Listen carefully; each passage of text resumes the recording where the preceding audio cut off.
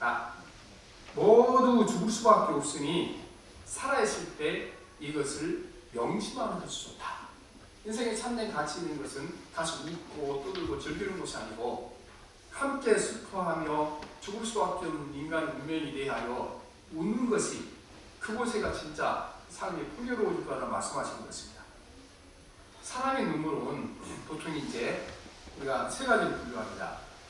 첫째는 기초 눈물이 있습니다. 눈을 보호하기 위해서 생리적으로 늘 소량의 눈물이 우리 가운데 흐르고 있습니다. 그래야 눈이 이제 윤활유가 있어서 움직이는 것이지 그렇지 않으면 안 되는 거잖아요.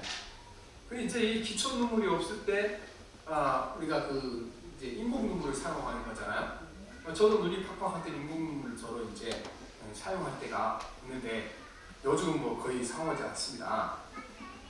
그 다음에 반사 눈물이 있는데요. 눈에 독성이 들어왔을 때 독성을 제거하기 위하여 흘리는 눈물이 있습니다. 옛날에는 체류탄 가스, 체류탄 할 때 루자가 눈물 루자예요, 눈물 루자.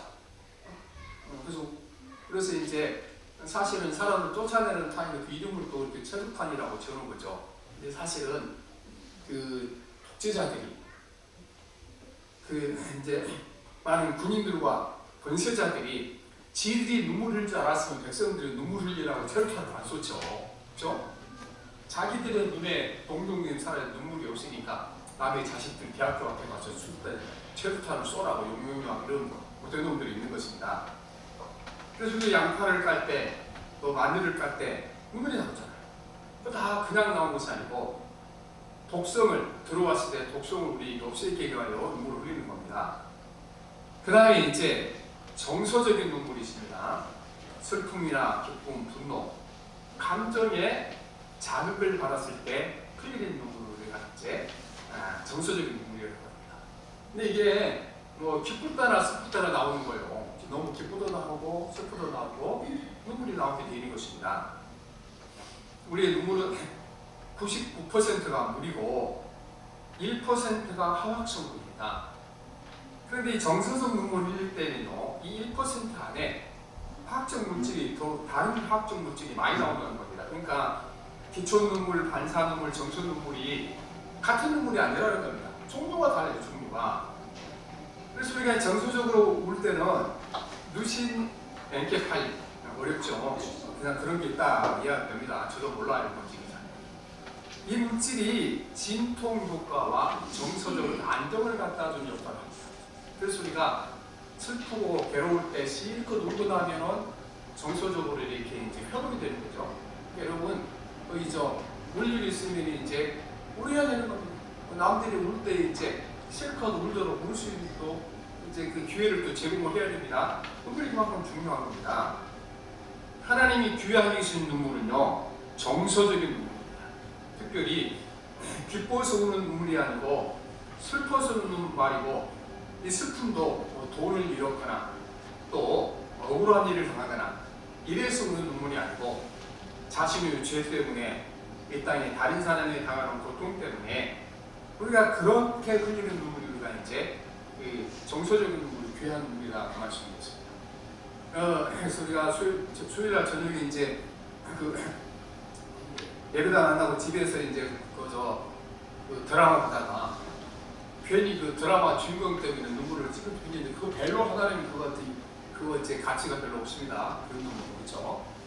그래서 제가 항상 볼 때는 눈물을 잘 안 흘려요. 드라마 볼 때. 왜냐하면요, 저는 작가가 왜 저기다가 눈물을 흘리게 썼을까 분석을 하기 때문에 많습니다. 그래서 우리가 마음 가운데 정말 내 죄 때문에 다른 사람의 고통 때문에 흘리는 정서적인 눈물이야말로 추상의 가치를 가지고 있는 눈물을 좀 있습니다. 그래서 이 눈물이 하나님 앞에서 진주처럼 귀하게 됩니다. 진주. 원래 진주가 눈물이거든요.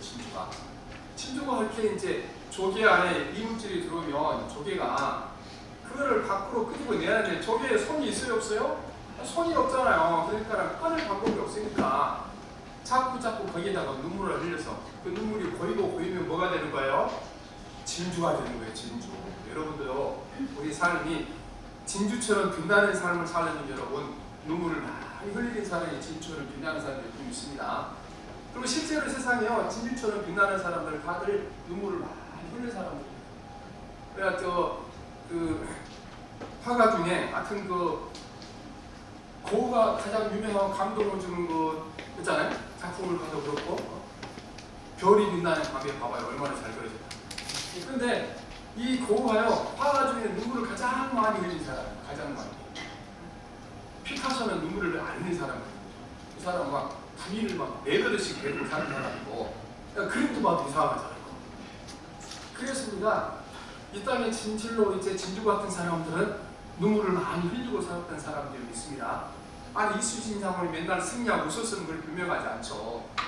그분이 눈물을 얼마나 많이 흘렸어요. 백성들과의 억울한 일을 당해서 눈물 흘리고. 그랬더니 우리가 눈물 흘린 것만큼 우리 삶이 귀하기를 좀 믿습니다. 성경이 보면 이렇게 말씀하십니다. 성경이 보면 이제 눈물의 기도는 이것이 하나님 앞에 향과 같다. 계시록 5장 1절을 보면 그 두루마리를 받아들였을 때에 네 생물과 24 장로가 각각 검거와 향이 가득히 담긴 금 대접을 가지고 어린 양 앞에 엎드렸습니다. 이 향은 곧 성도들의 기도입니다. 금 대접 안에 무엇을 가지고 왔습니까? 향을 담아왔는데 그 향이 뭐라고 말씀하십니까? 성도들이 기도인데 그냥 기도가 아니고요. 이 기도는 눈물의 기도입니다. 왜냐하면 시편 51편 시편 56편 8절에 보면 이 금대접 안의 향기 기도가 그냥 기도가 아니고 눈물의 기도를 알 수가 있습니다. 나의 방황을 주님께서 헤아리시고 내가 흘린 눈물을 주님의 가죽부대에 담아두십시오. 이 사정이 주님의 책에 기록되지 않습니까? 말씀하십니다.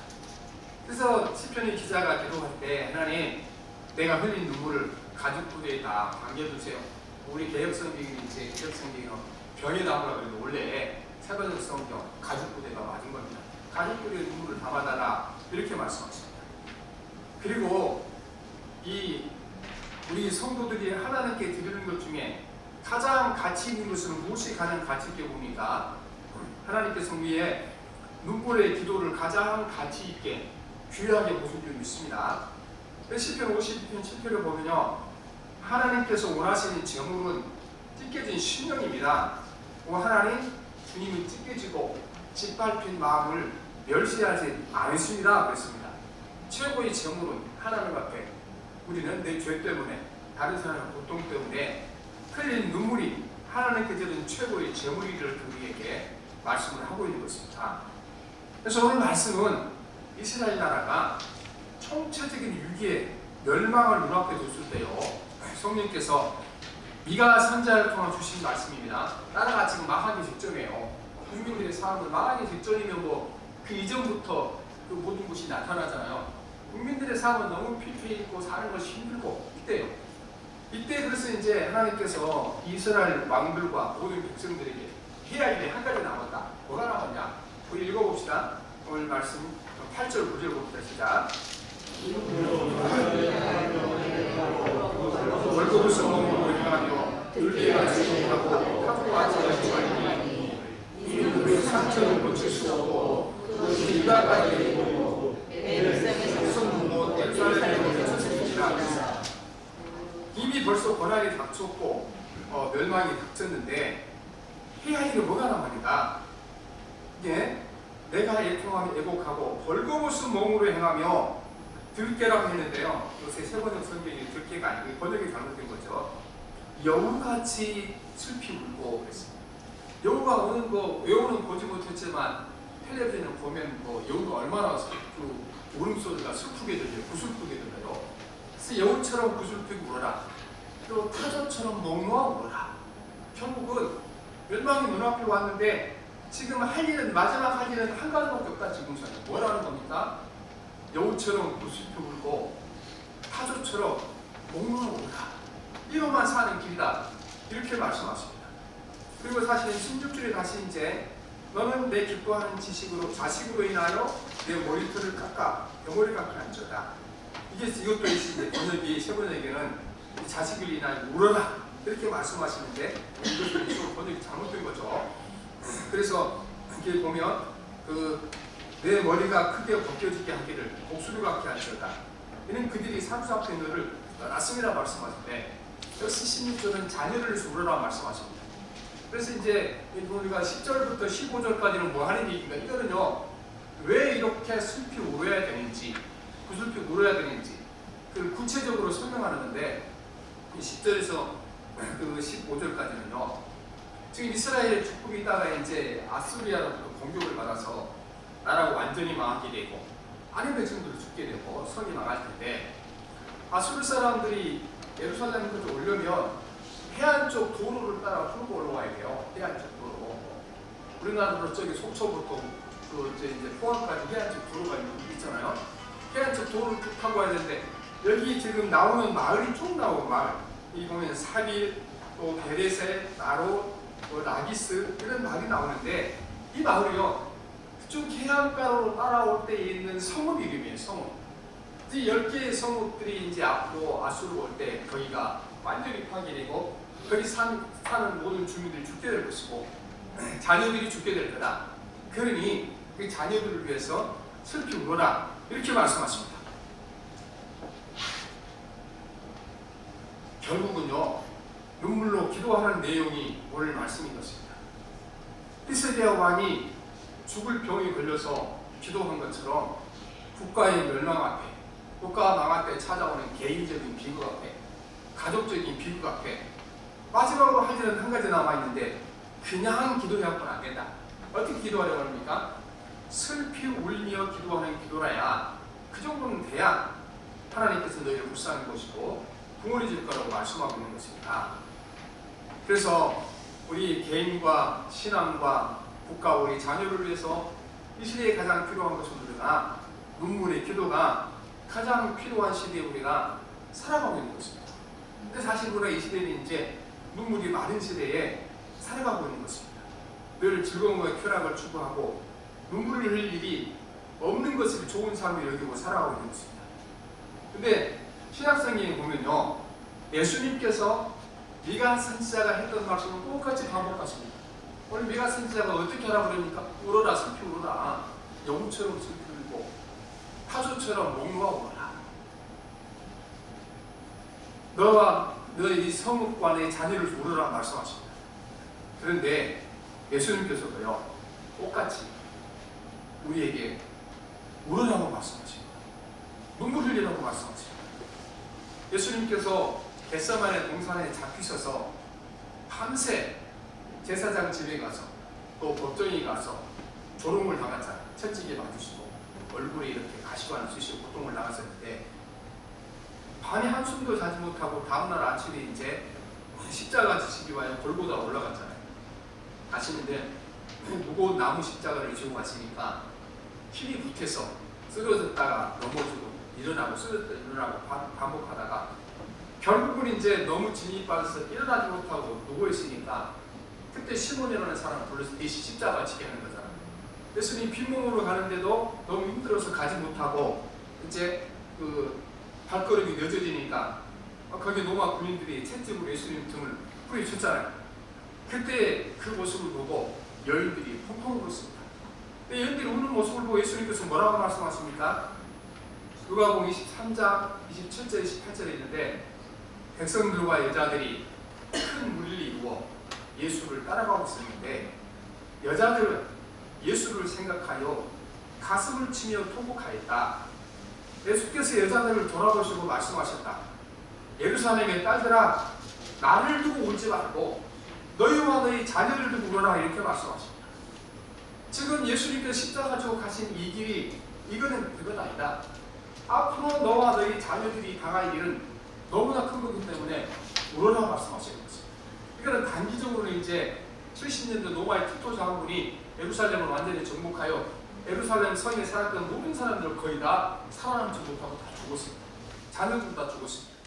그때야만 울어라를 이기고 또 먼 미래를 봐서는 이제 하나님 믿지 않다가 지옥 갈 영혼들 울어라, 그런 말씀인 것입니다. 그리고 예수님께서 울어라 말씀하시지 않고요, 어떤 때 무슨 이유로 울어야 될지, 예수님께서요 우는 것도 모범을 보여주신 적이 있습니다. 성경에 보면 예수는 우리가 살아가는 모든 삶의 모범을 보이셨잖아요. 모범을 보이지 않는 것은 아무것도 없습니다. 그런데 심지어 우리에게 어떻게 울어야 되는지 우는 것도 예수님 모범을 보이셨습니다. 성경에 예수님께서 3번 우셨다 이렇게 나오죠. 저는 이 설교를 자주 들었어요. 저도 어렸을 때는 교회 다닐 때. 근데 요새는 이제 가만 생각해 보니까 저도 이 주제를 설교를 안 하는 것 같아. 언제 우셨습니까? 첫째, 나와 모든 인간들이 비참하는 현실을 보고 예수님께서 울었습니다. 우리는 나를 포함한 모든 인간들이 비참한 현실을 깨닫고 울어야 되는 겁니다.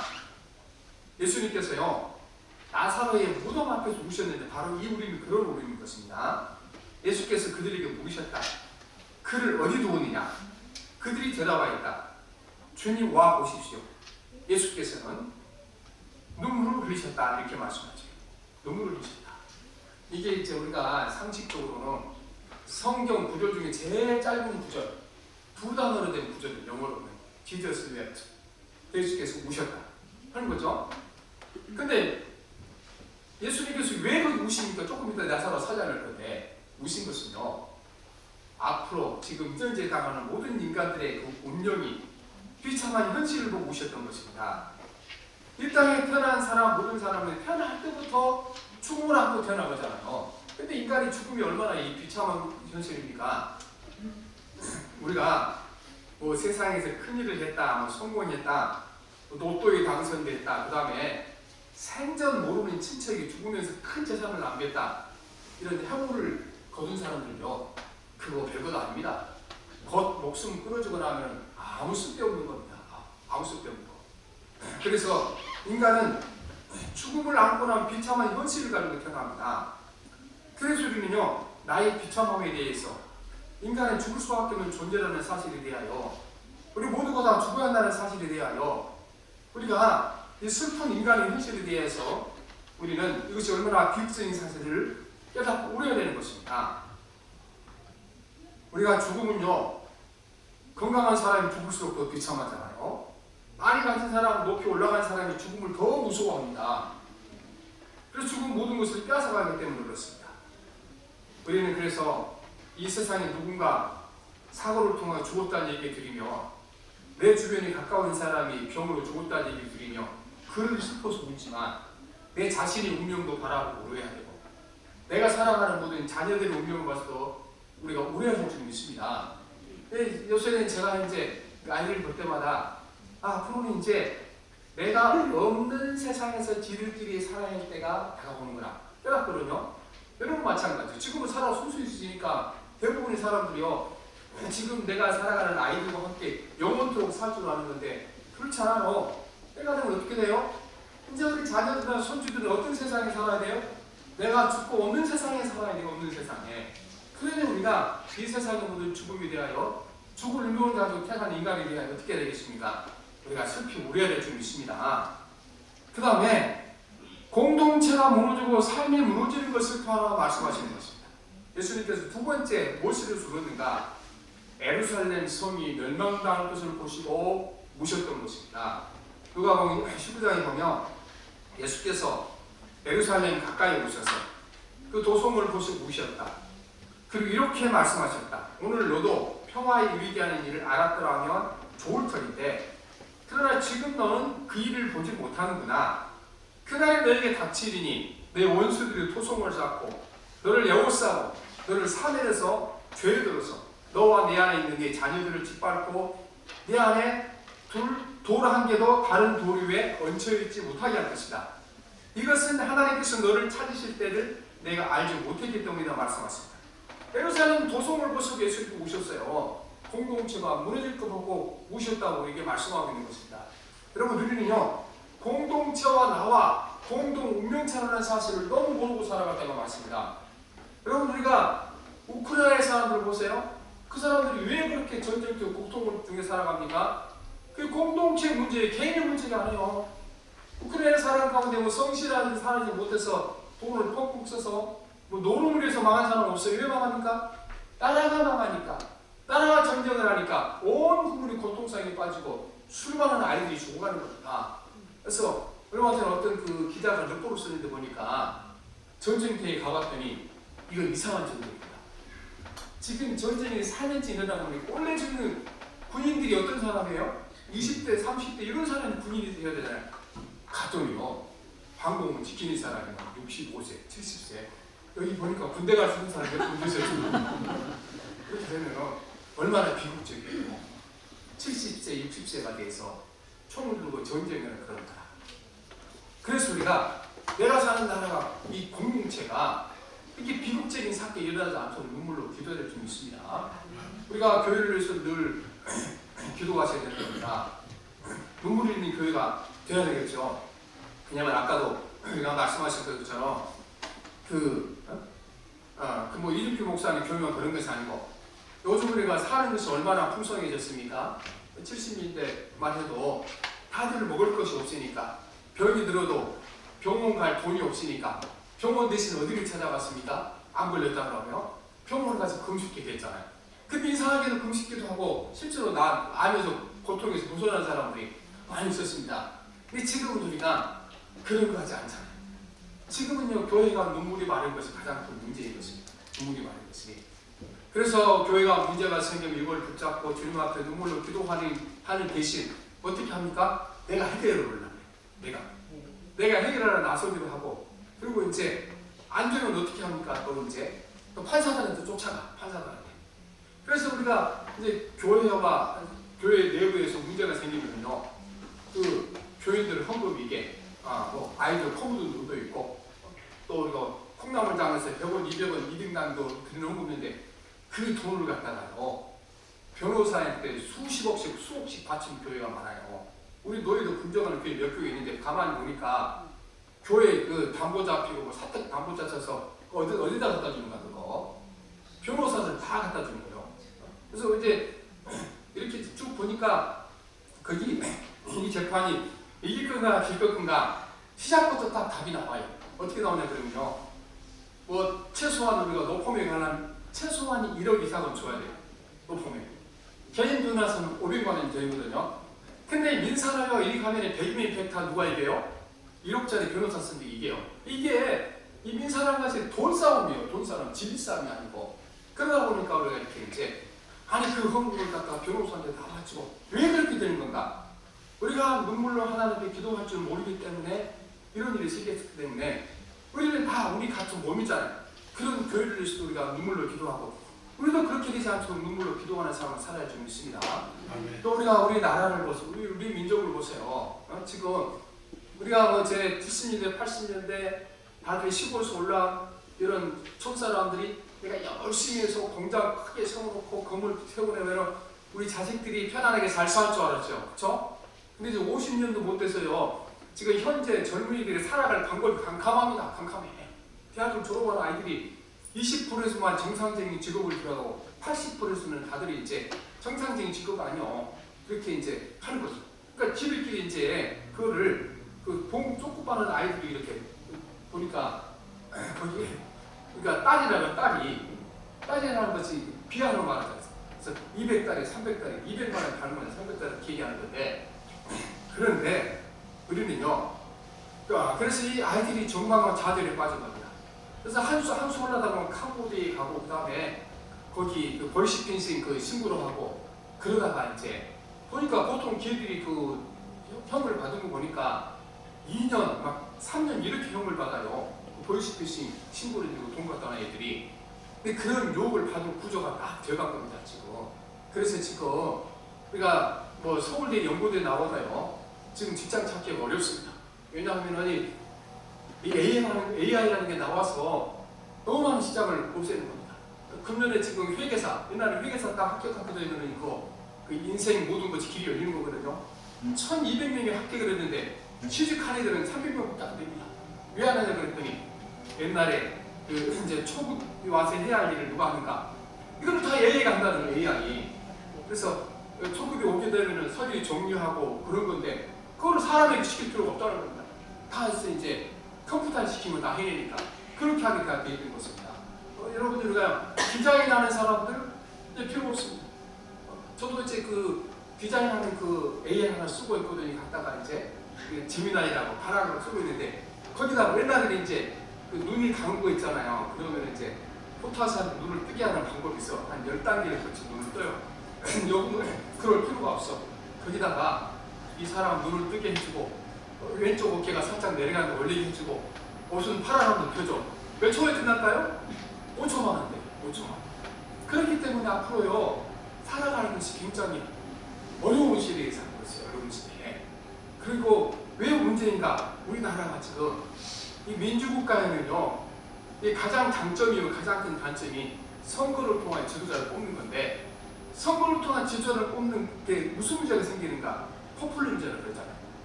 일단 많은 백성들과 민중들은요 눈앞에 좋으면 끝이요. 이것이 내 자손들과 손자들에게 무슨 영향을 미칠지 전혀 생각하지 아니하고 늘 살아가는 겁니다. 그래서 지금 우리가 살아가는 이 세대 사람들이 살아가고 지금 손자 손주들이 살 때요 이 나라가 존재할지 존재하지 않을지 모르는 상황인 것입니다. 그래서 우리가 우리 민족의 미래도요 너무 어렵기 때문에 우리가 기도할 일이 너무 많다는 겁니다. 그 다음에 셋째는 우리가 죽어가는 영혼들을 위해서 기도하는 겁니다. 예수님께서 겟세마네 동산에서 눈물로 기도하셨잖아요. 히브리서 5장 7절에 보면 예수께서 육신으로 세상에 계실 때에 자기를 죽음에서 구원하실 수 있는 분에게 큰 부르짖음과 많은 눈물로서 기도와 탄원을 올리셨다 말씀하는 거잖아요.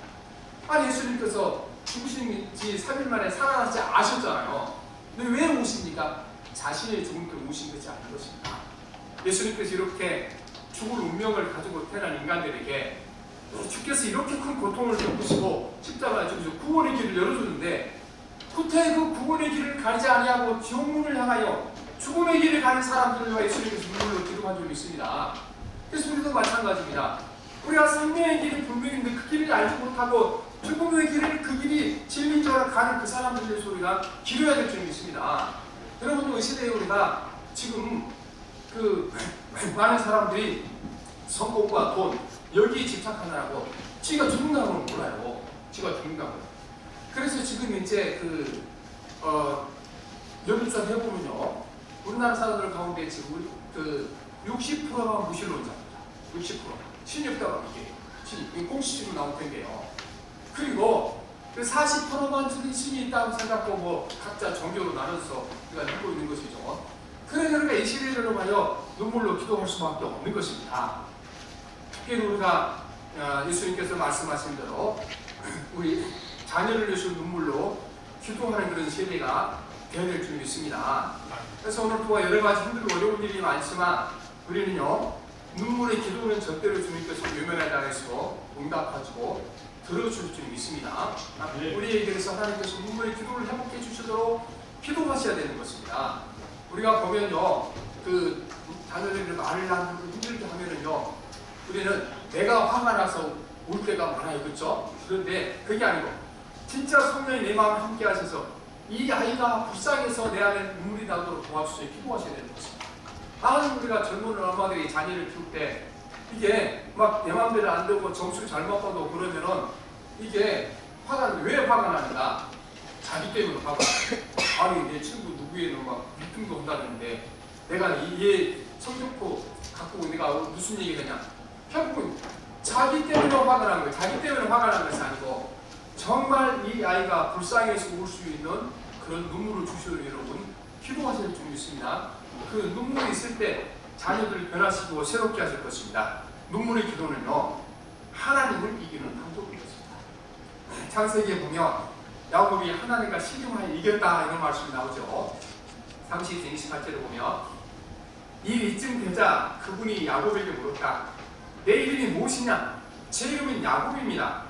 너는 하나님과 겨루고 냈고 사람과도 겨루고 이긴 사람이다 이렇게 하는 거죠. 그러니 다시는 널 야곱이라 하지 말고 이스라엘이라 해라 말씀하십니다. 이스라엘이라는 이름 자체가 하나님과 이루고 겨루고 이겼다 그런 뜻이에요. 겨루고 이겼다 이스라엘 자체가. 근데 어떻게 하나님께서 야곱을 하나님 이겼습니까? 야곱이 하나님 이겼습니까? 이거는요 유치원생과 아빠하고 씨름하는 거 똑같아. 유치원생과 아빠가 이제 씨름을 하는데 거기 아버지가 막 아이를 내동댕이 쳐놓고 내가 이겼다 그런 아빠 봤어요? 그 인간이 아니지 그쵸? 유치원생하고 아빠하고 씨름하면 누가 이길까요? 당연히 아기가 이기죠. 왜 이겨요? 져주는 거지. 져주서 이깁니다. 여러분, 하나님이 져주시는 거예요. 아무 때나 져주시는 거하고 무엇에 져주십니까?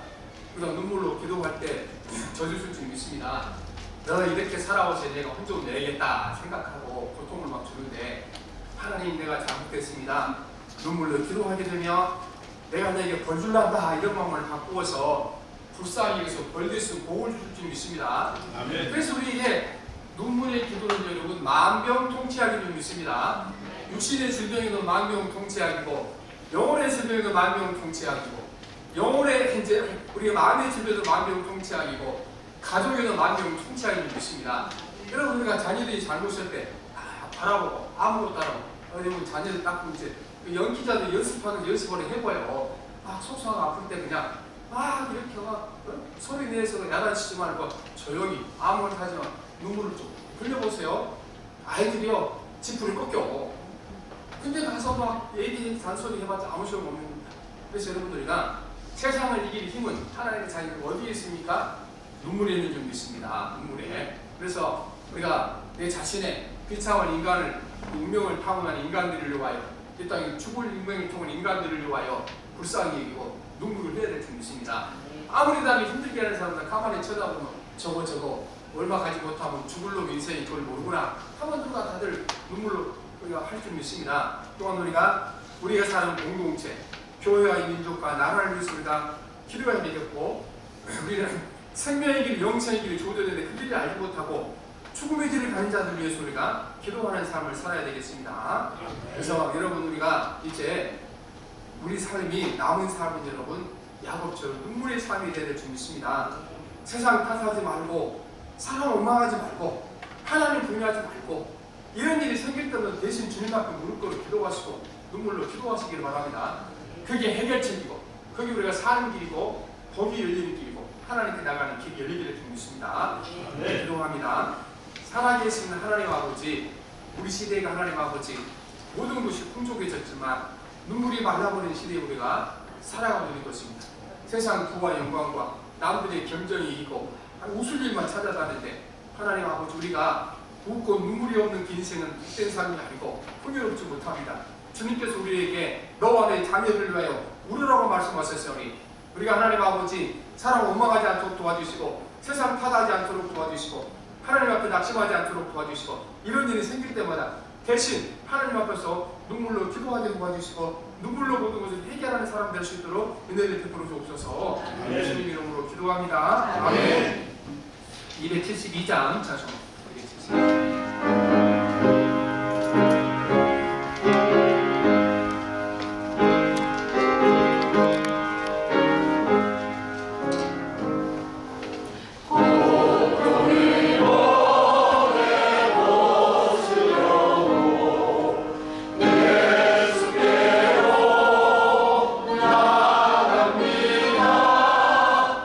자유와 기쁨 베푸시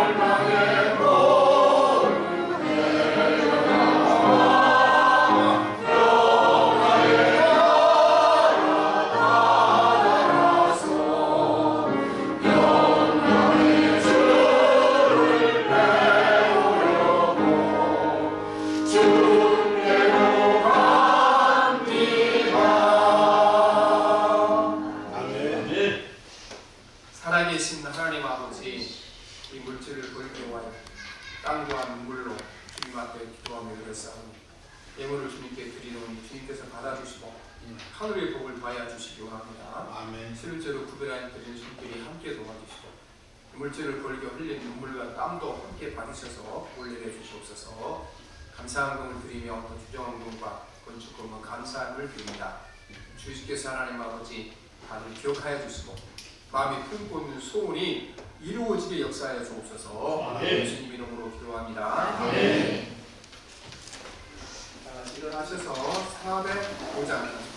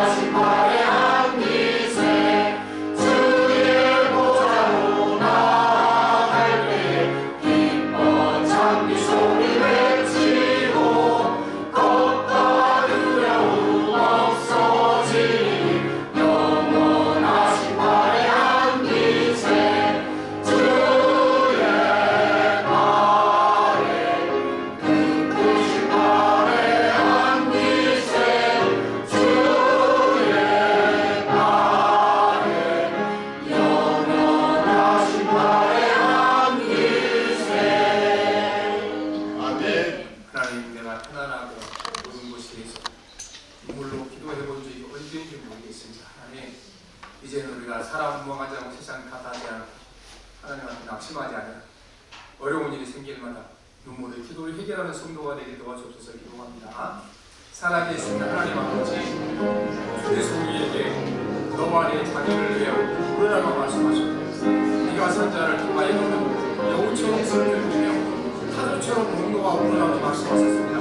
우리가 많은 개인적인 삶의 문제와 자녀들의 문제와 교회의 문제와 이민족의 문제와 이 땅의 전부의 문제를 하나님 아버지 우리가 할 수 있는 것은 최선의 방법은 하나님 앞에 눈물로 기도하는 방법입니다. 하나님 아버지 하나님 눈물을 잃어버린 우리 가정에 용서해 주십시오. 또 눈물을 잃어버린 이 땅의 교회를 용서해 주십시오. 하나님 아버지 다시 한번 들어가 새로워지게 하여 우리가 눈물로 기도하는 성도가 되게 도와주시고 모든 교회와 방방곡곡에서 하나님 아버지 눈물로 부르짖는 기도하는 교회가 되게 도와주셔서 하나님 아버지 우리가 교회가 살아가게 도와주시고 우리 개인의 신앙이 살아가게 도와주시옵시고 아끼게 맡긴 젊은 청년들이 아끼게 열리게 도와주시옵시고 주여 하나님 아버지 미래가 보이지 않는 이 나라의 미래가 생길 수 있도록 모든 성도가 눈물로 기도하는 삶을 위해 주시기 바랍니다. 살아계신 하나님 아버지 우리 인간적인 모든 관용을 내놓게 도와주시고 만역보다 풍성한 영광을 내놓게 도와주시고 어려운 일이 생길 때마다 공부의 기도를 들으시고 마음을 바꾸시고 번드신 화를 아버지 화를 내리지 아니하고 대신 몸을 주신 하나님 앞에 눈물의 기도를 통하여 모든 삶을 바뀌게 도와주시고 합니다. 성령님 함께하셔서 우리가 눈물로 기도할 때 하나님 아버지 앞길이 막힌 자녀들이 앞길이 열리게 도와주시고 주님을 따라한 자녀들이 중간에 돌아올 수 있는 주님을 보내주시고 성령이 함께해 주시기 원합니다. 주여 도와주옵소서. 우리의 강팍한 마음을 느껴주시옵시고 이제 주님 앞에 하나님 아버지 우리를 기도할 수 있는 선한 마음을 하나님 아버지 회개하는 마음 용을 받으셔서 눈 감고 기도할 때마다 눈물로 기도하는 게 성공하는 은총을 베푸시옵소서. 예수님 이름으로 기도합니다. 아멘. 이제는 이 땅에 오셔서 평생 슬픔 가운데 사시고 눈물의 모범을 보여주신 우리 주 예수 그리스도의 그 전례와 하나님의 놀라운 사랑과 성령의 감동 감화하시니 이제는 문제가 생길 때마다 내가 나서지 아니하고 눈물의 기도를 해결하고 결심한 주의 자녀들에게 이제부터 영원토록 함께 계시옵시기를 간절히 축원하옵나이다. 네.